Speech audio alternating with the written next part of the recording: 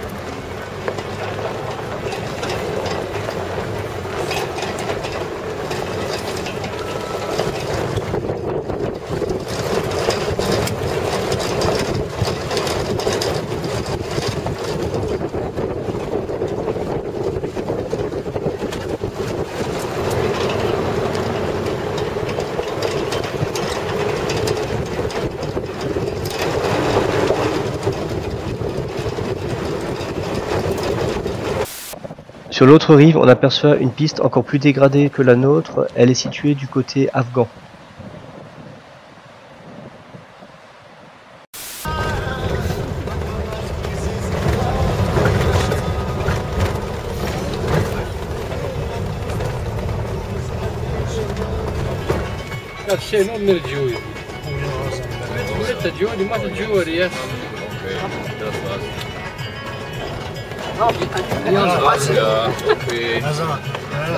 J'espère que vous avez assez de temps.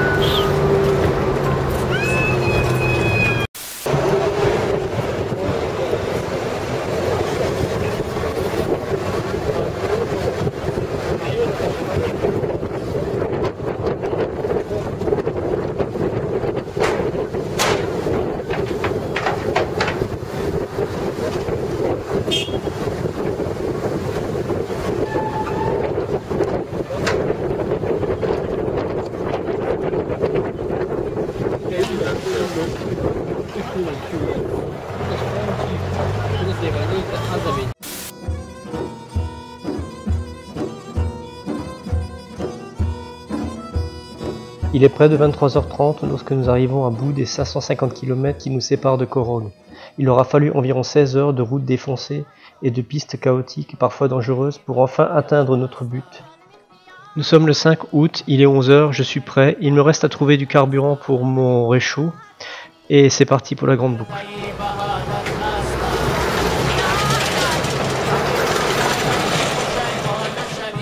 Korog étant situé à un peu plus de 2000 mètres, je commence ma lente ascension qui me mènera au-delà de 4000 mètres. J'ai 45 kg de matériel, il fait 35 degrés. Il y aura plusieurs postes de contrôle tout au long de mon parcours. Il faut présenter le permis de circuler, le passeport. La date et l'heure de passage sont enregistrées. Bien que le revêtement soit très abîmé, la Pamir Agway est pour l'instant goudronnée et ça roule relativement bien.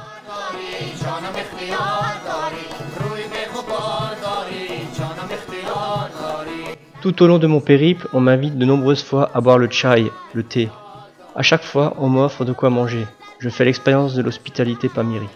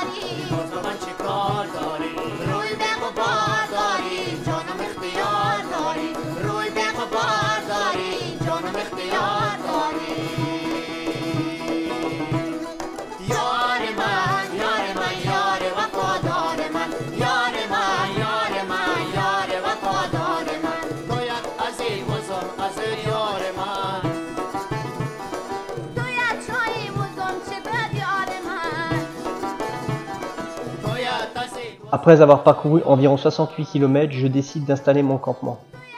L'altitude est de 2900 mètres. Cela va me permettre de m'acclimater.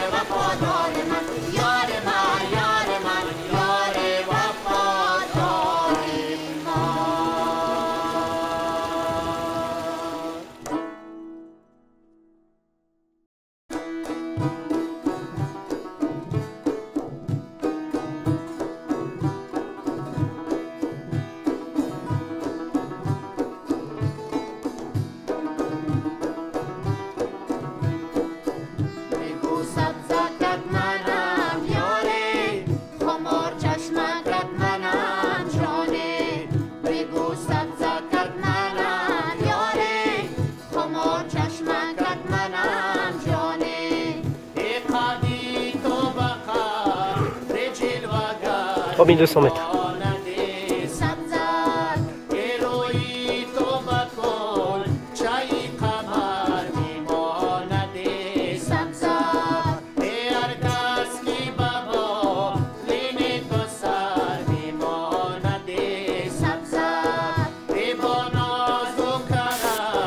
Ah la vache, 3005 c'est dur.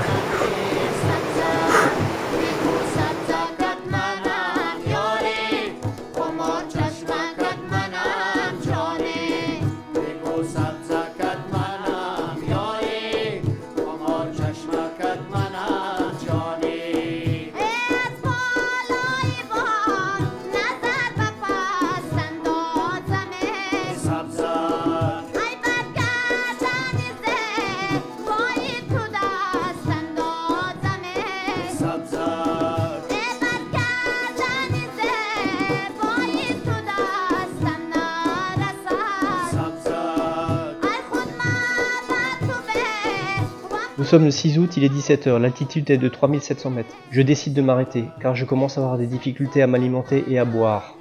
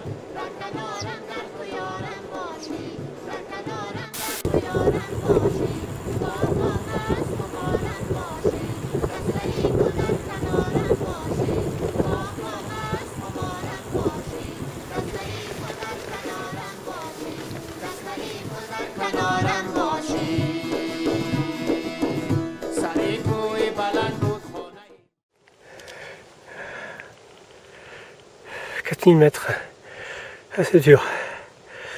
Ouh, vache.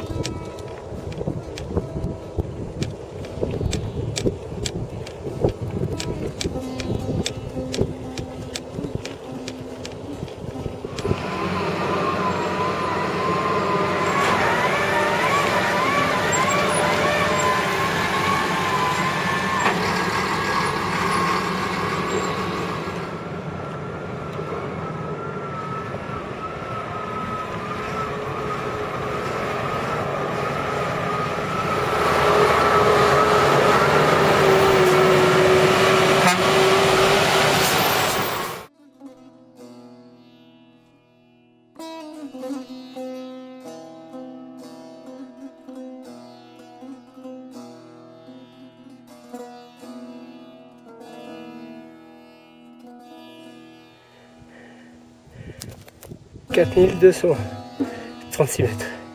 Putain que c'était dur.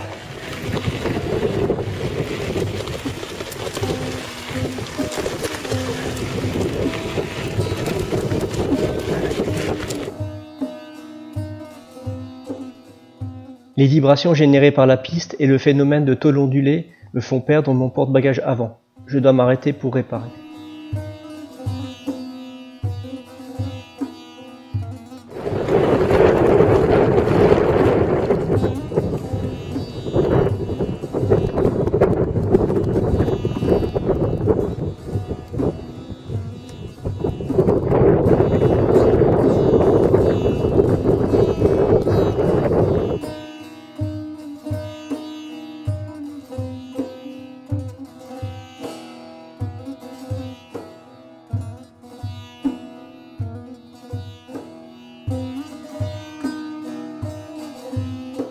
Aujourd'hui, sur cette piste, j'ai franchi deux cols, l'un à 4295 mètres, l'autre à un peu plus de 4200 mètres.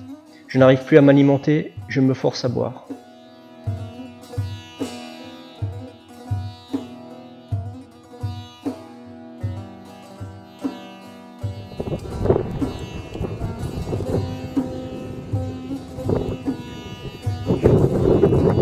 J'installe ma toile de tente à proximité du lac Sasik-Koul à 3850 mètres.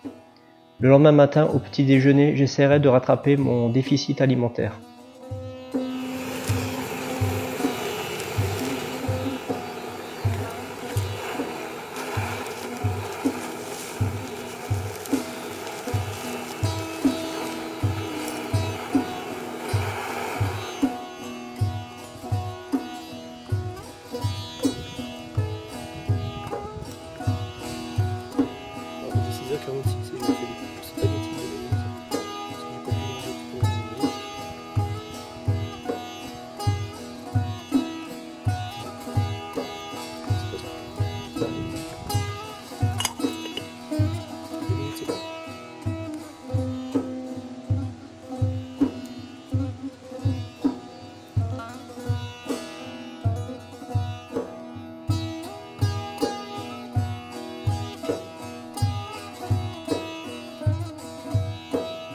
J'arrive à un poste de garde juste avant le village de Alichour. Je présente mes papiers à un gros type débraillé et nonchalant, probablement mécontent que je le réveilla pendant sa sieste.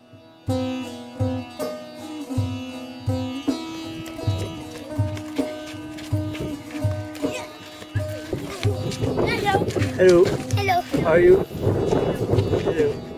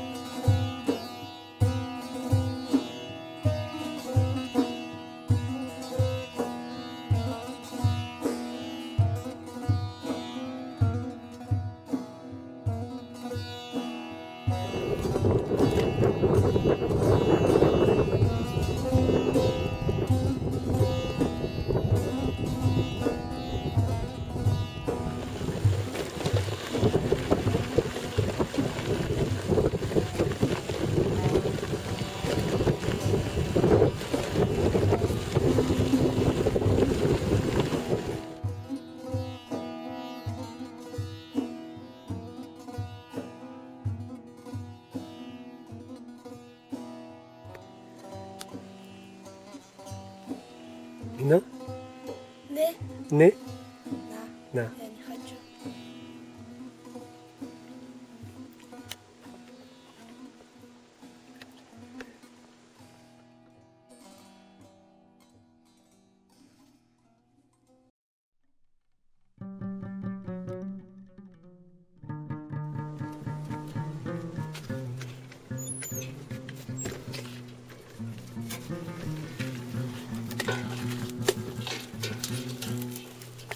سلام قیمتی کرد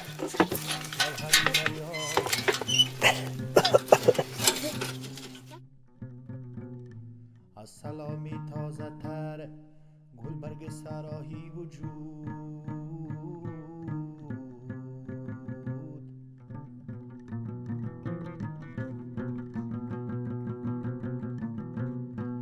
از سلامی هان که تا از جبهی ها در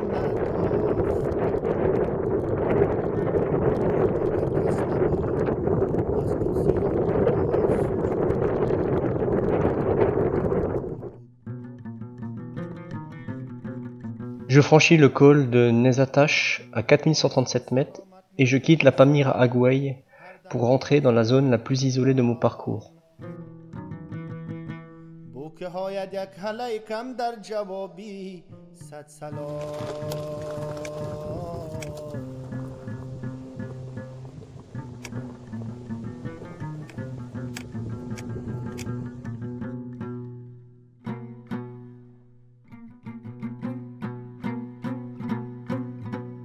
های شده Ah, c'est mon quatrième bivouac. 3900 mètres d'altitude où il y a nulle part. Je vais essayer de rallier le village de Kartik Joumbez. Je vais préparer mon repas de ce soir. Le soleil va se coucher dans peu de temps. Il est 18h29.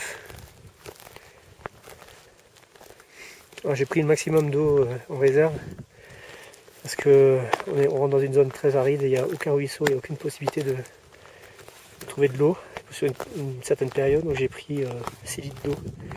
Bon, c'est un peu lourd, mais je peux pas me permettre de manquer d'eau. Surtout que je suis en déficit parce que j'ai eu quelques comment dire, des effets d'altitude. J'ai pas pu me nourrir ni m'hydrater pendant quasiment une journée. Et maintenant tout va bien, c'est la forme olympique. Je vais vous montrer.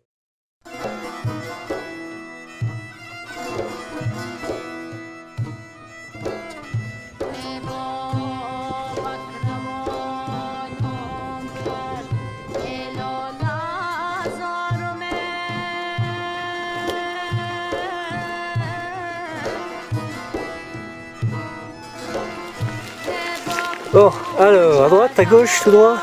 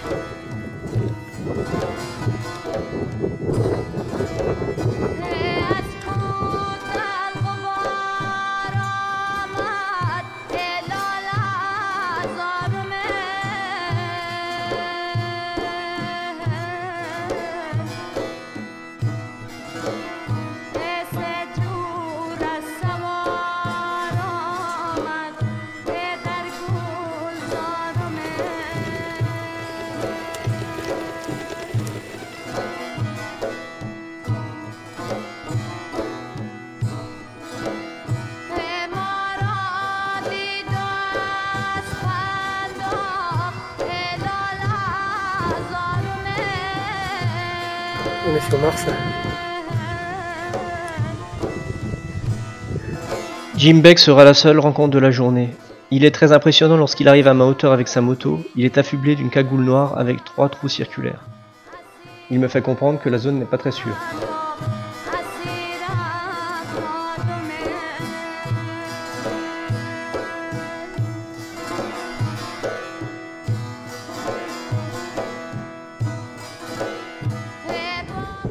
Héroïne du village de Jarty Gumbez, à 4159 mètres d'altitude.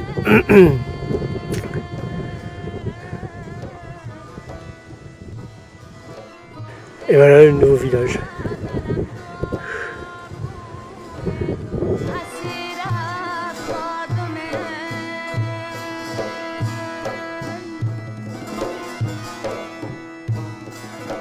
À 4000 mètres d'altitude, sur ces hauts plateaux qui semblent inhospitaliers et loin de tout, les bergers kirghizes ont installé leur yourte.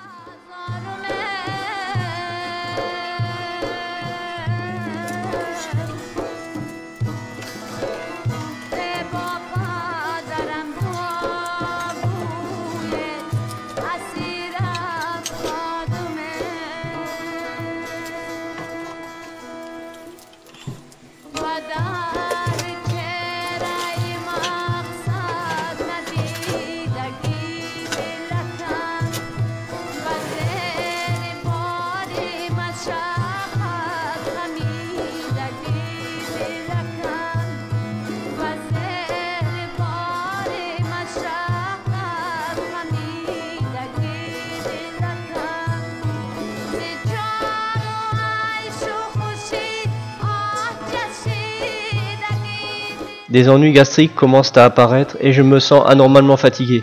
Je décide de retourner au village de Jarty Gumbez pour me reposer.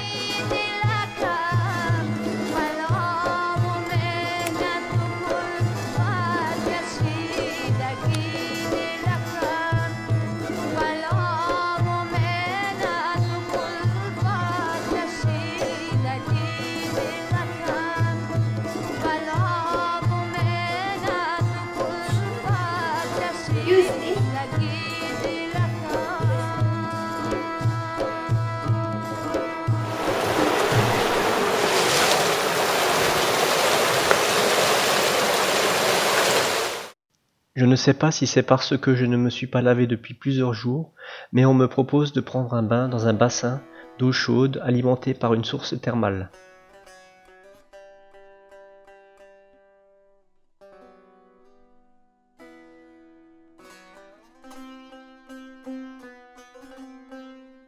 Je rencontre 2 aventuriers allemands qui, sur leur parcours, tenteront l'ascension du pic Lénine situé à 7134 mètres. Je ne suis pas très en forme, mais je décide quand même de repartir. Il faut avancer. Mais je n'irai pas très loin.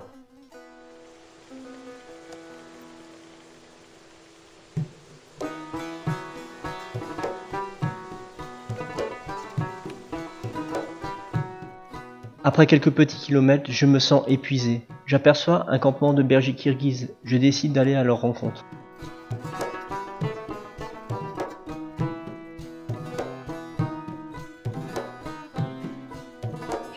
Şu küçük sağlar geçme.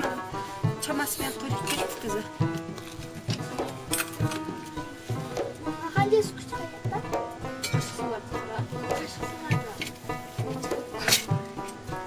ay برندان مکنه زاهد پاکیز اسیری که گناهی دیگران بر تو نخواهند نویش که گناهی دیگران بر تو نخواهند نویش من اگر نیکم اگر بد تو برو خود را باش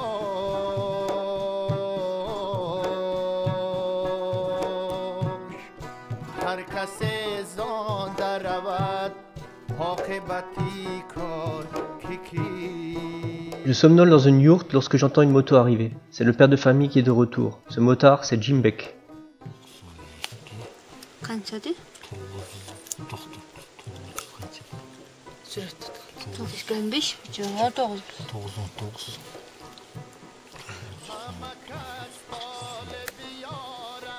19.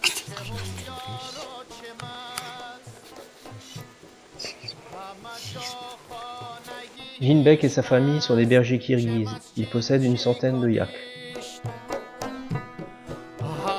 Je resterai bien là dans cette yourte pour me reposer, mais il faut avancer.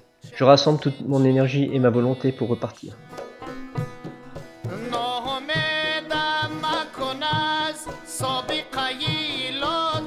Hier, je n'ai parcouru que 14 km. Aujourd'hui, j'en aurais fait 20. Mes ennuis gastriques ne sont pas terminés, et j'aurai tout le loisir de contempler cette merveilleuse nuit étoilée d'altitude. Je n'ai pas vu de loups, mais des marmottes, il y en a partout. Celle-ci me fait comprendre son mécontentement car je suis sur son territoire.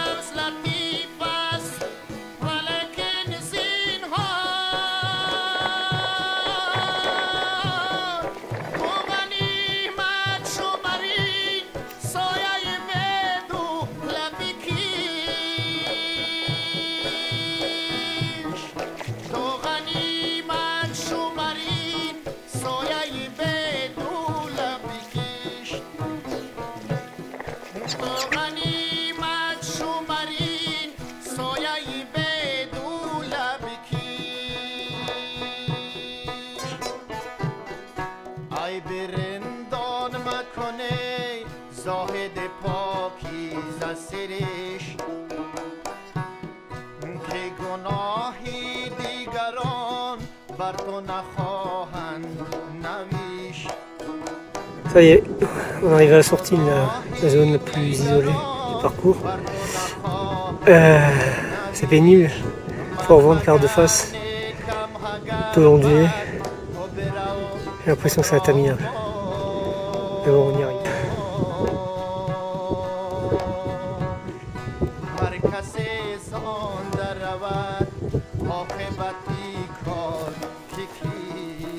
Ce soir, vu que j'ai retrouvé l'appétit, c'est ragoût d'agneau. Bon, ça n'a pas un aspect extraordinaire, mais je pense qu'on y va.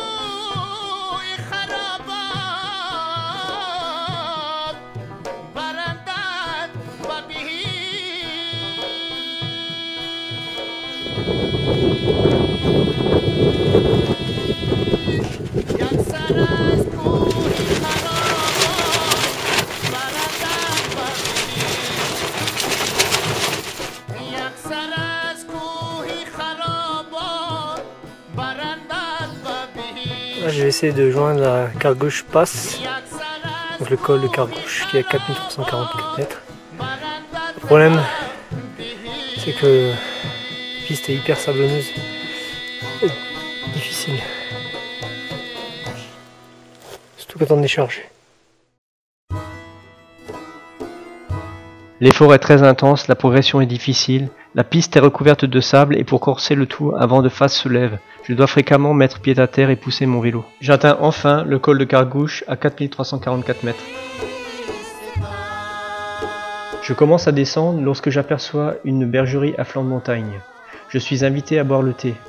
Ce n'est pas pour me déplaire car je n'ai plus d'eau, je suis exténué et je dois encore chercher un endroit pour bivouaquer.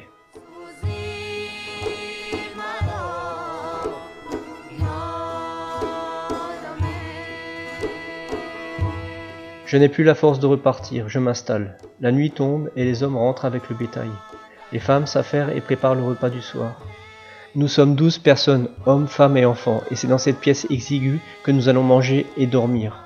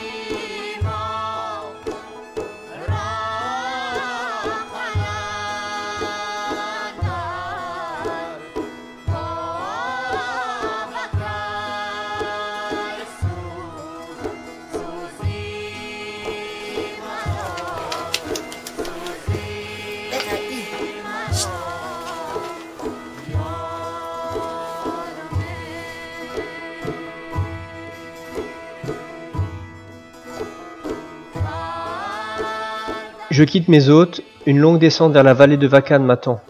Malheureusement, un fort vent contraire annulera le bénéfice de cette descente.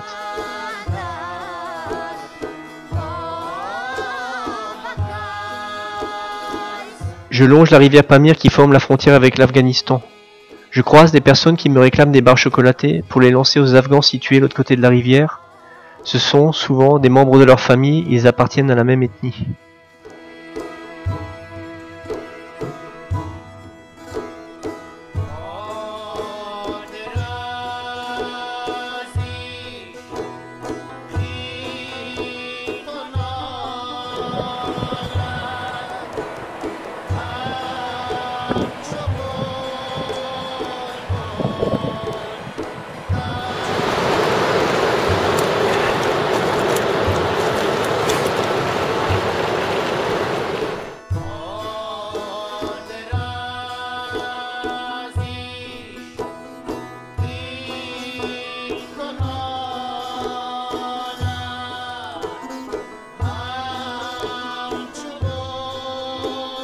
J'aperçois au loin le fleuve Panj, qui est à la confluence de la rivière Pamir et de la rivière Vakan.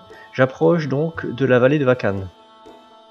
La nuit va tomber, j'approche du village de Langar. Je décide donc de dormir chez l'habitant.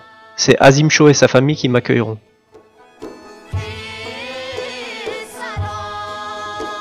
Nous sommes le 14 août, l'altitude est de 2790 mètres, je repars de bonne heure.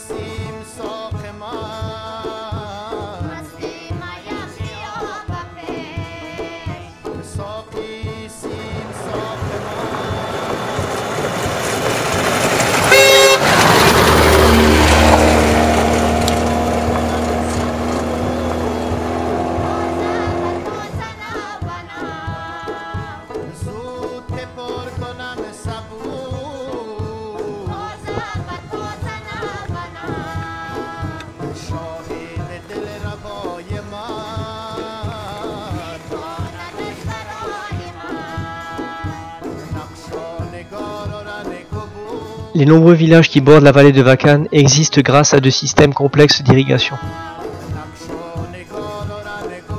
J'aurais donné n'importe quoi pour assouvir cette envie irrépressible de soda.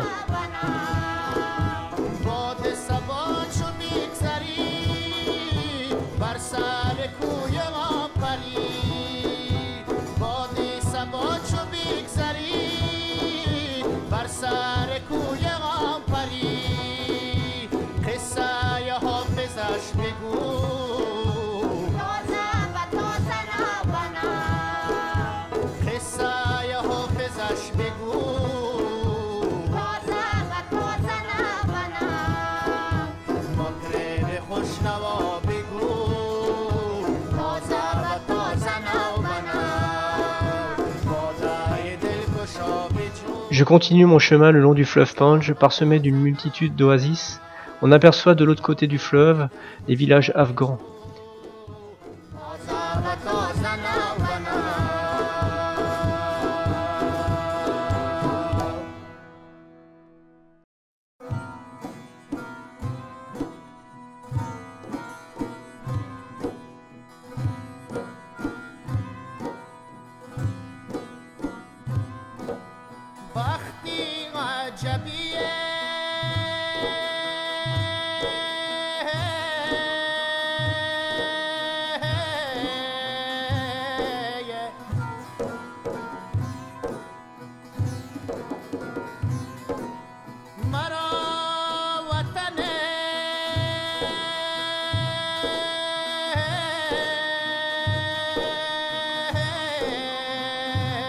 Je passe ma 13e nuit dans le village de Ishkashim.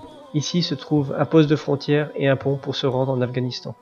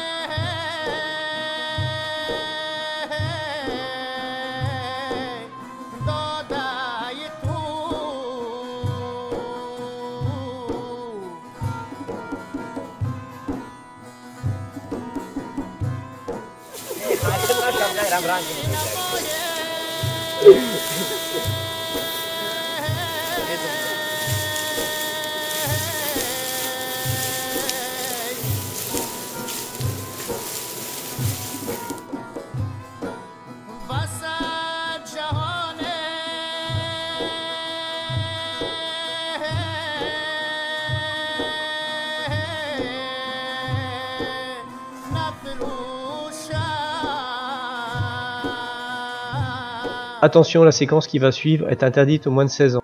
Lors de mon périple, on m'a vanté les bienfaits des sources d'eau chaude de Garam Chashma.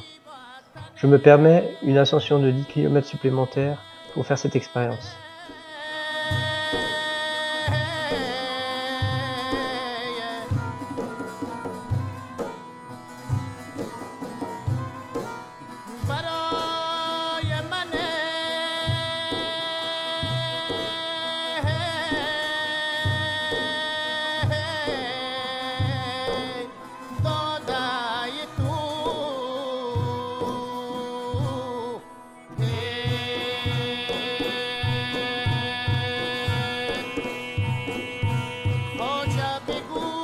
La ville de Korog est en vue, j'arrive au terme des 850 km de mon parcours.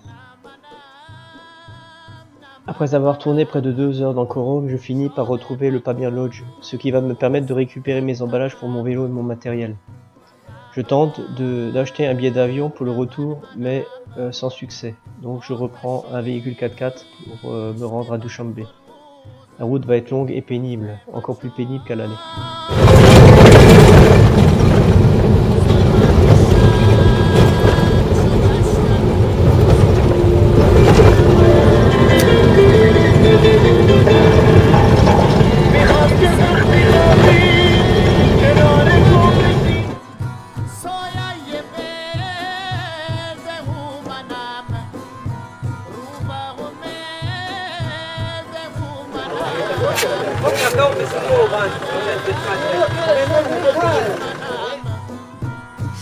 Il y a une grande solidarité entre les chauffeurs de 4x4. Dès lors que l'un d'entre eux est en panne, ils s'arrêtent tous pour lui donner un coup de main. Il est minuit et demi lorsque nous arrivons à Dushanbe. Je pars à la recherche d'un hôtel. Dushanbe, qui est la capitale du Tadjikistan, compte aujourd'hui 600 000 habitants. Il y a à peine 80 ans, Dushanbe n'était qu'un village réputé pour son bazar hebdomadaire, d'où son nom qui signifie lundi en tadjik. Avec ses montagnes en toile de fond, ses avenues ombragées bordées de bâtiments néoclassiques aux teintes pastel, ses multiples jardins, Dushanbe est une ville très agréable.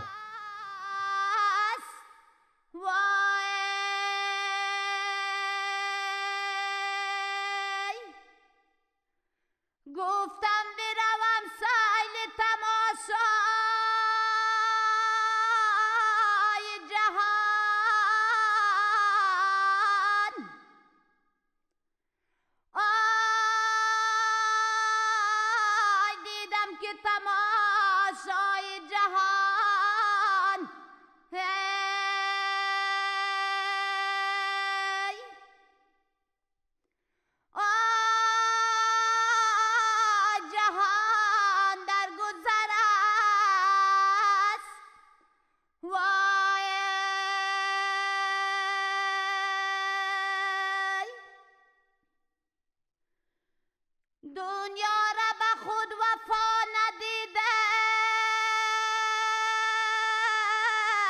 و گذشت آی انگشت پشیمانی گزیدم